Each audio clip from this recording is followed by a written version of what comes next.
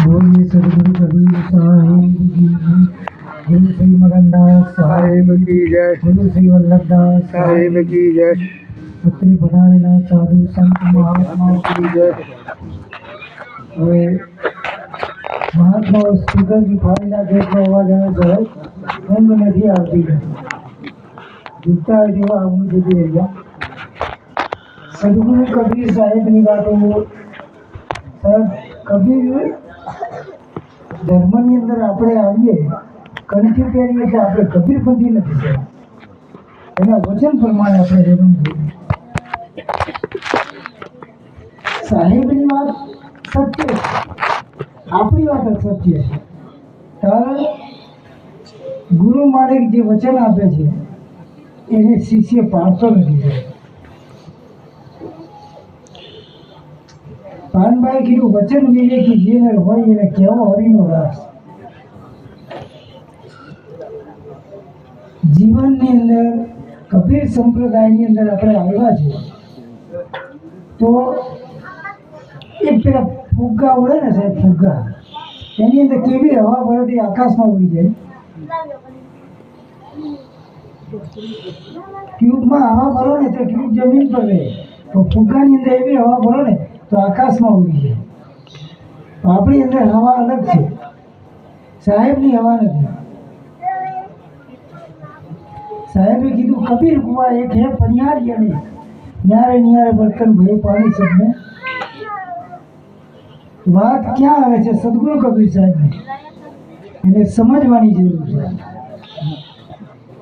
कबीर कुआ एक है साहेब, वो कहे छे तू आया एक ही देश से उतरा एक ही घाट, हवा लगी संसार की हो गए 12 घाट।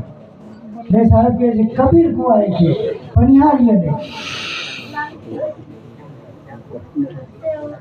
कोई वाणिया छे, कोई ब्राह्मण छे, कोई हिंदू छे, आ बधा नाथ पड़ेली छे।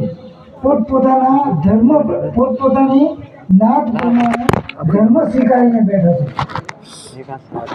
तारो आत्मा एक देश छे અમારા સાહેબ લે એટલે માં લેવું, એની ઓળખ આપણને નથી। આ ઓળખ કરાવવા માટે સદગુરુ કબીર સાહેબ કહે છે કે જેના સદગુરુ જેના સાચા એ તો સૌને સરખા કરે।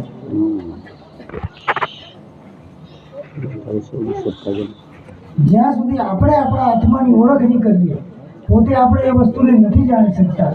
સાહેબ કે કબીરપંથી બન્યા એટલે આપણે સતલોક આપણા માટે નક્કી છે। ગુરુ માલિકના શરણમાં ગયા એટલે આપણા પાપ કર્મ બધા બળીને ભસ્મ થઈ ગયા। તો ગલત વસ્તુ છે। આજે કબીર પંથમાં તમે 25 વર્ષે 30 વર્ષે 35 વર્ષે આવ્યા, 35 વર્ષ પહેલાના કર્મ તમારા જુઓ પહેલા।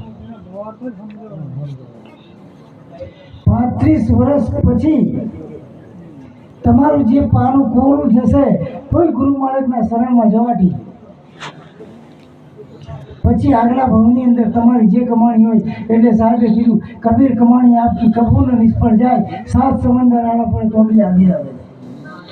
તમારી કમાણી જો ને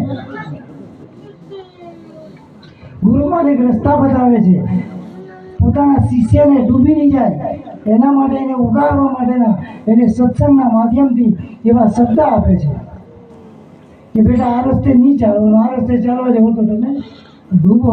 સ્પષ્ટ ભાષામાં બતાવે છે, છતાં પણ ગુરુ માલિક આ ગાળે સાંભળે ગુરુ માલિકના શબ્દ અને આ ગાળે ગાળ દે કાઢી નાખે।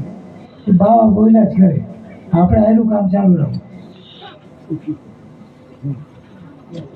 પછી અંત વેળા આવે છે ને ત્યારે ગુરુ માલિકને પુકાર કરે, હે ગુરુ માલિક હવે બચાવજી, પણ કેમનું? સમય તારી પાસે હતો ત્યારે તે કઈ નહીં કર્યું। જીવનની અંદર ગુરુ કરે તો ગુરુ માલિકના વચન પ્રમાણે ચાલવાનું છે। એ સાહેબના જે કંઈક પોતાનું બાળક દુઃખી ન થાય એટલા માટે પોતાના ગુરુ માલિક સાચા શબ્દ આપણને બતાવે છે, છતાં પણ આપણે એ રસ્તે જવું નથી। જો ગુરુ વચનની પાલન કરવાના હોય ને સાહેબ, ખરેખર કંઠી ઉતારી દેવાની આપણે જરૂર છે। કારણ કે મગન સાહેબ કહેતા હતા ની ભાવે એટલે આની અંદરથી નીકળી જ જવાનું। કેમ? તમારી પાછળ